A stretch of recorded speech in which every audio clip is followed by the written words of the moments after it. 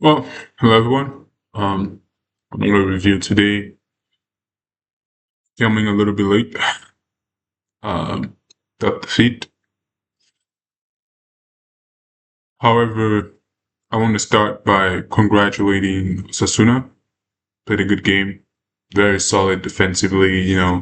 I feel like more often than not, there are some people that just start by saying Madrid is shit. Which I mean, you could say that, but I think just boiling it down to that or oversimplifying the loss as a result of just Madrid being bad, I feel like that discredits the opposition performance. I think Osasuna played really well today. Very solid shape defensively, very disciplined. They made very, very minor mistakes when it comes to just, losing the ball in dangerous position or something like that. Really good blocks all around. We had a couple of chances, but they were able to shut that down, which is, I mean, outside the goal, of course. But I just want to congratulate Osasuna first. Obviously, Budimir MVP of the game, deserve. But yeah, let's get started with Madrid.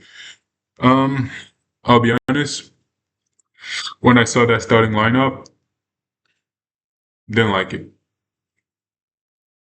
So in the net, you had Courtois, of course, in center back, Asensio, Alaba.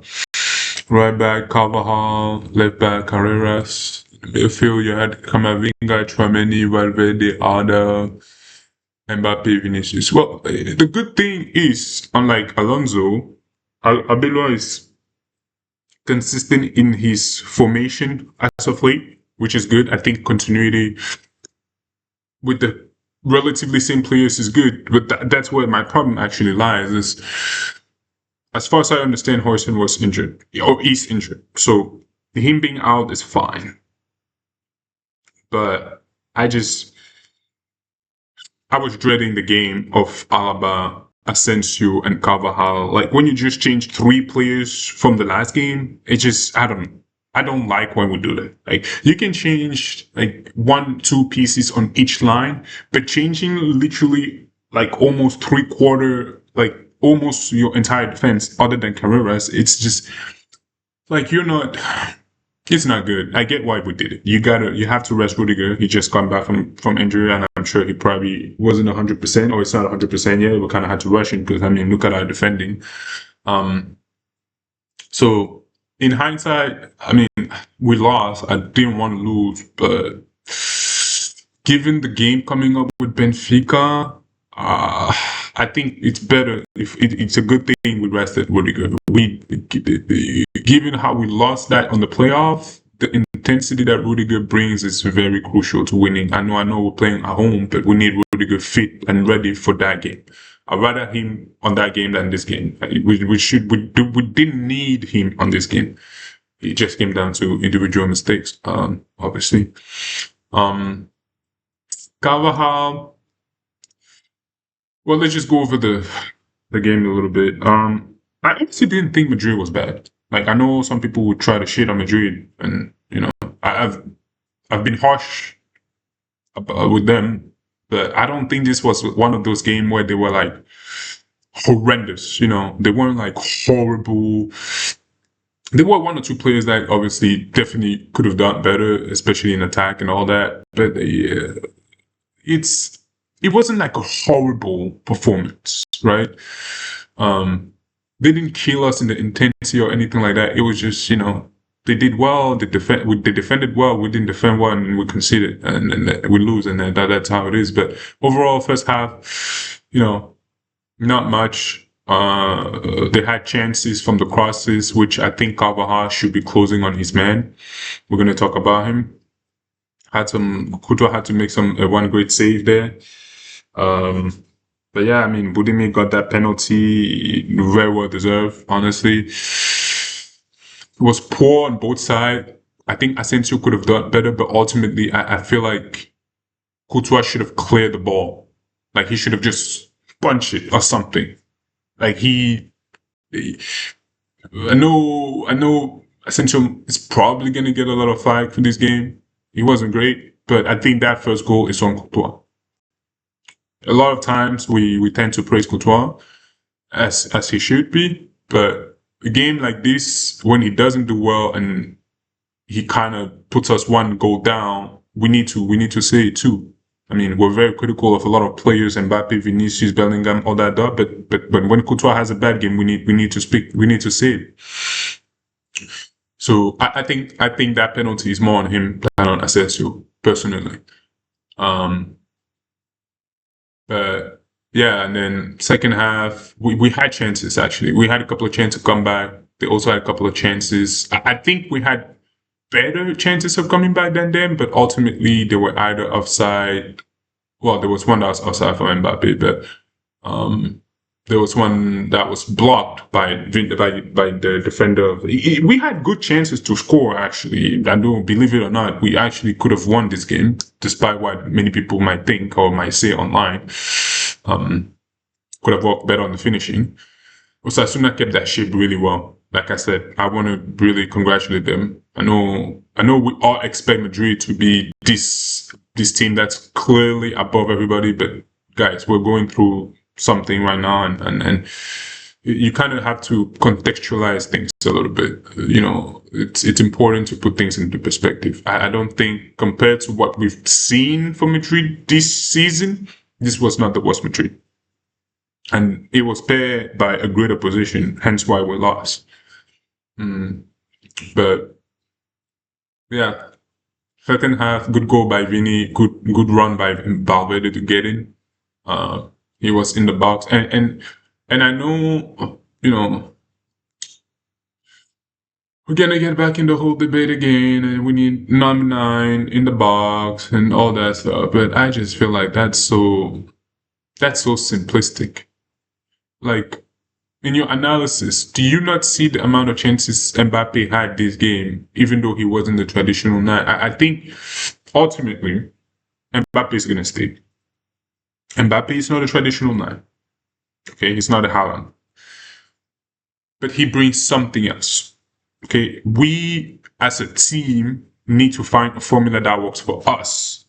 We can't be like, oh yeah, we've always had a number 9 and that's how we've always been. I feel like that's like you're kind of shooting yourself in the foot, because you're trying to work with one tactic when you're clearly missing the pieces. We should not be thinking about playing with a traditional number 9. We should be trying to think about playing a free roam 9 or whatever Mbappe is. And I'm not saying the team has to adapt to Mbappe. I'm saying as a collective, we need to find what works for us. And clearly, sometime when Mbappe is on the box, Vini can go in the box, or maybe Gonzalo Gatti can go in. But I've seen them rotate. Like Mbappe can be here, there, in the middle. Gonzalo is either in the middle or central or right wing, and then Vini is either in the middle or whatever. I think that's how we should be doing, because Mbappe is not. Like, he is not that type of player, that type of profile. And he's already here. So complaining about it, for me, feels like a bit of a moot point. We just need to adapt. And the fact that people keep telling, oh, we don't have number 9, that just means we are literally... Are you telling me we cannot adapt? That we only have one way of playing? We need to play with the traditional number 9, otherwise we can't win? That seems stupid. Honestly, a top team like Madrid should not be relying on like one way of playing. We should be able to adapt. So I just want to bring that up, because I know there are people that are going to be like, yeah, Mbappe is in the box, Vini was in the box, why is he not in the box? We can just have somebody else there. We can alternate. Mbappe sometimes in the box. He might not be all the time there, but we can just work something out. We need to adapt and work as a team, as a collective, instead of trying to pick all the... We don't have those. Let's try to change the formula, try to do something else. So, anyways. Also, you can tell some players are not at 100%. Like, obviously, Asensio made some blunders, but I'm not sure if it's 100% recovered yet. I'll talk about him. Mbappe is also not there. You can see he had some bad moments, but he wasn't horrendous. Like, I don't know. I wouldn't say he's like the worst player on the pitch. Actually, I have a player that I'm going to be like, this guy did not do anything this game. And then Trent came in. Trent didn't do nothing. I didn't see him cross. I don't know if they just brought him in just to get him some minutes, or they brought him in because Carvajal was like cooked, like he could not run anymore. We're gonna have to have uncomfortable conversation about Carvajal contract situation. It's just he's that. Um, but yeah, let's go over the players. So Couture, outside of the great save he did in the first half, I think he's not, I don't think he's saved any penalty recently.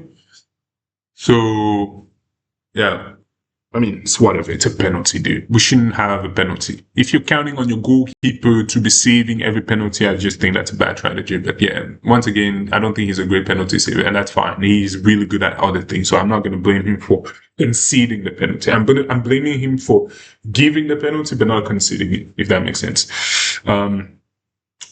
Surprisingly, this was what I was most worried about, but after watching the game, Alaba was actually really good. I don't know about renewing him though.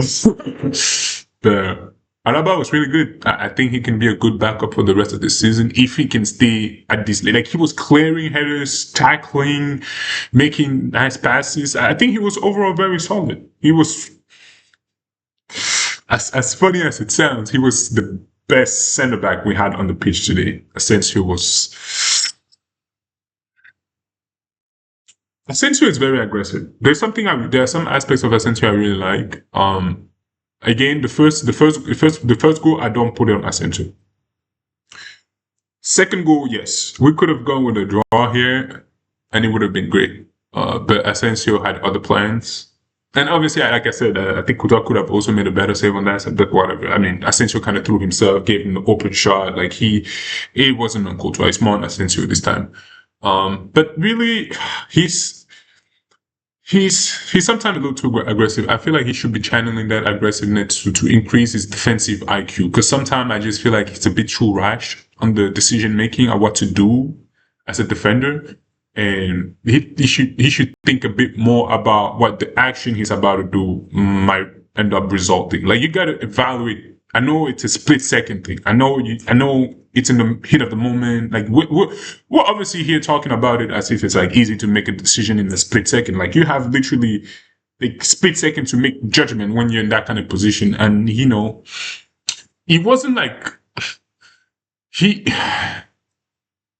like it was an individual mistake, but it wasn't like a mistake where I'm like, oh yeah, that completely made no sense. It was poor defending on his part, but I mean, actually, I think it was poor actually because the more I think about it, the player was not on was on his weak foot on a really tight angle. I don't think Couture would have considered that. Yeah, so yeah, poor decision making there for him to be slide, throwing his body on the floor like that. Not good. Um, and even before that, he kept Raul on side. I think every other defender was up. If he had just been up like a foot or something, Raul would have been offside. But whatever. Um, Carvajal, Carvajal is good, guys. He just can't. He's done, man. I don't think him and Alaba need to go after this season. I've seen enough from Carvajal. He's now, he can't compete. Please give minutes to like Jimenez, please. I've loved Jimenez more. He's still young, obviously. Carvajal is not like bad, like defensively, IQ wise, you know what I mean? But as a right back, you need to have some physical attributes that I feel like he no longer has. Like he doesn't provide enough, like as opposed to like Trent, for example. Trent has this passing to make up for his defensive liability, but Carvajal is not defensively aware enough and all that stuff to make up for his physical decline. And he had a poor man marking even at one point where he completely left the young Nunes alone or whatnot. He let somebody get behind him. But yeah, no, I mean that was him. Carrera solid, not really much to say. Good performance. There wasn't nobody really got past him or made any dangerous move on his side. Really, like the left side is like locked up. Like we are good on our left side. Our right side is where we seem to be having so many issues, man. Um, but yeah, Tramini solid. He had a I wouldn't say good shot attempt at like almost halftime. It was a rebound, all that stuff. But hey, at least it tested the goalkeeper a little bit. But and Tramini very good recovers, very solid. I did not like Kamavinga's game. I don't think he really did anything. Like, yeah, I have nothing positive to say about Kamavinga. I don't recall a good moment from him to make me think. Yeah, there wasn't. He didn't link up with Vini or Carrera or make any really line breaking passes or created anything. He didn't do nothing, to be honest. So Kamavinga getting sub made sense to me. Same thing with Carvajal. Obviously, we're going to talk about the subs, but we need to talk about these two. Arda Güler, it's almost as if he's not playing. I want somebody to tell me what Arda Güler did that game. Nothing. He did nothing. He did. You essentially sub him out with you replace Ceballos with him and you get the same thing. There was no individual brilliance coming from Adagula. He did not try to create any passes, no good shot, none of his corners connected to anything. He did absolutely fuck all. He did nothing. I was hoping for him to step up after Bellingham has been injured, but it's the past what 2 3 games already. Bellingham's been out, whatnot. He has not stepped up. So I am very disappointed by this performance from Ada. It's honestly as crazy as it sounds. I mean, I'm gonna go over the other 2 players, but Ada is probably my worst player. Well, actually, no, that's a lie. Asensio is the worst player as far as the game rating and what the cost of the game, but the one I'm in the most disappointed in is Ada. I just like, and again, remember, guys, I think we fail to understand that most often than not, you are not gonna see the best football from Madrid, at least this Madrid, when you're playing against low blocks. You're just not. And I feel like someone like Arda does not shine in low blocks. And maybe I'm wrong, but he does not shine in low blocks. He doesn't do anything. I hope he proves me wrong, but man, like he's about like if Nico Pass comes back,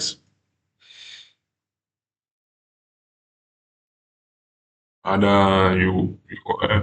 you're playing with fire right now. You better just we need creativity in that midfield. Chouamini brings something.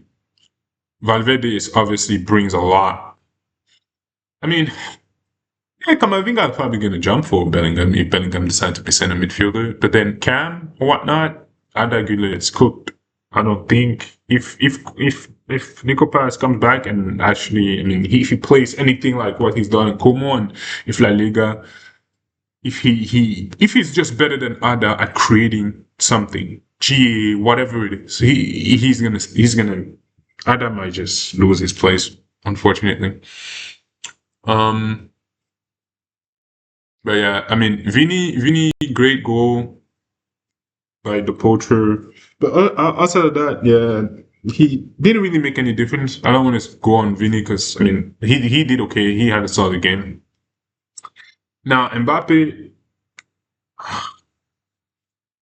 he was frustrating at first. I think he does a lot of. There were a lot of poor touches and poor passes. He had one good shot, and The first post, the goalkeeper saved. The goalkeeper was that goalkeeper was actually pretty nice. So you see, once again, giving credit what credit's due. The Osasuna played well. And maybe somebody can tell me, but I know some people are confused as to why he's never in the box. I watched Bayern play.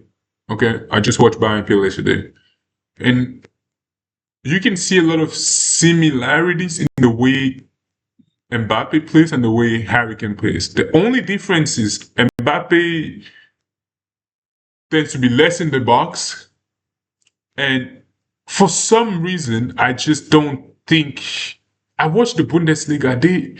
They give this man so much space for Kane to shoot, and I just like Mbappe gets the ball one time, and you get like three people closing in on him.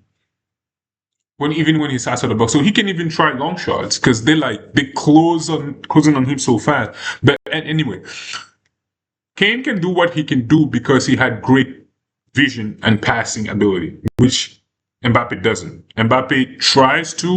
He's trying to improve his playmaking skill abilities, but his passing is abysmal. At least the long passes and the crosses and stuff. He's just not, I don't even know if he can play like actual winger anymore. That's why I'm like, some people that want him to play, like, I don't think he can play winger. Maybe second striker, left striker, right striker, whatever, but I don't think he can play actually winger. But like he still makes differences. Don't get me wrong. Quick feet, quick dribbling, create an opportunity, just fucking cut back, cut in, and he can create chances. Like I mean, he had a goal disallowed for offside, which yes, it was offside. And another good goal attempt at like the 80 something minute, which was blocked. But you see, like two of those could have been like what? We could have been at 3-1, and the game would have been done. But I don't think he had like a horrendous performance like some people would make you believe he had. He does need to do better. I would appreciate if he doesn't play when he's not 100% fit. Same thing with everybody else, obviously, but I guess sometimes we don't have a choice. I mean, look at our defense. I'm pretty sure Asensio's on 100% fit, but Rudiger cannot play back-to-back games, especially after coming back from injury when he's probably still not 100%, and Huijsen is injured. And Huijsen Huijsen probably also got injured because he keeps going back. He keeps going game after game after game. Like we don't have Militao back, which from what I heard, he's going to be back in like late February, late March or early April, which is sucks. Like, like this injury thing is pissing me off. I don't know if people understand how. I mean, I know they're gonna be like, yeah, every club goes through this, but like because we're still trying to find like, something that clicks. Injuries are like screwing us over because we were trying to get something going and then we get people getting injured and it just crumbles and then you have to start up again and then you have to try other players and it's like it's a whole reset and it's frustrating. Like we have a formula that works. You keep it going 1, 2, 3, 4, 5 games, but then one of the player gets injured and then you have to put somebody else and then readapt and restructure everything. And it's just like it's annoying. It's annoying. It's annoying. But again, yeah, the subs, Brahim was good. I mean, solid. I guess he didn't really. He's changed. He changed the ball. He can play central midfielder or whatnot. He had some good balls too. Even to Vinicius, I think he had the first poor touch, but he was fine. Trent not great. Please,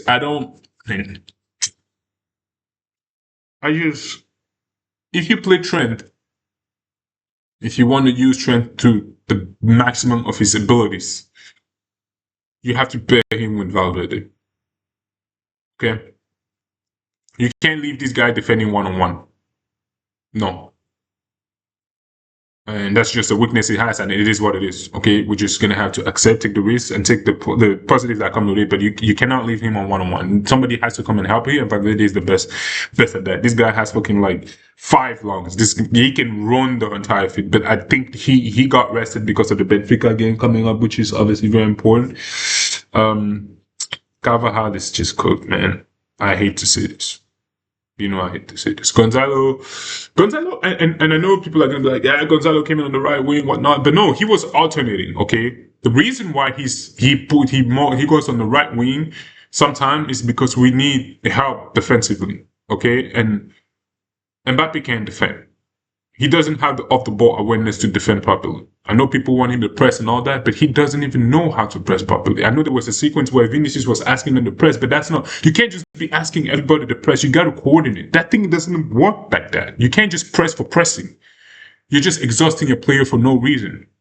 But I love the energy Gonzalo has. Didn't really do much this game. I mean, he didn't get the ball in any dangerous situation. We had no outlet of creativity at all this game. Shocking, I know. Like we have no creative midfielders. We have no creative midfielder. Alda is supposed to be the creator. He did not create shit. Nothing. Frustrating.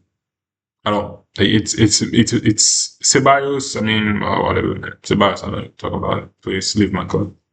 Please just leave the club, man. Leave the club. But anyway, that was that for the game, guys. Hopefully Benfica goes better, and we'll see each other next week. Well, I guess are we playing? I don't know. Because Getafe is on Monday, I think. But yeah, we'll see. Hopefully we win the next game. But yeah, tough loss. But again, I don't think this was a horrendous Madrid. I think it wasn't a good Madrid, but it was also a great Osasuna on the other side, which it just happens sometimes. You can't win every game, guys. We were like, 8 unbeaten or something like that. And so it was never going to last that long. Okay. And it's just, we lost away from home. So it's a difficult ground. And it's not like we got battered like 5-0 or something. So I don't like the defeat, but it doesn't hurt. It's just sometimes you win some, you lose some. But yeah. Let me know what you guys think in the comments, and we'll see you next time.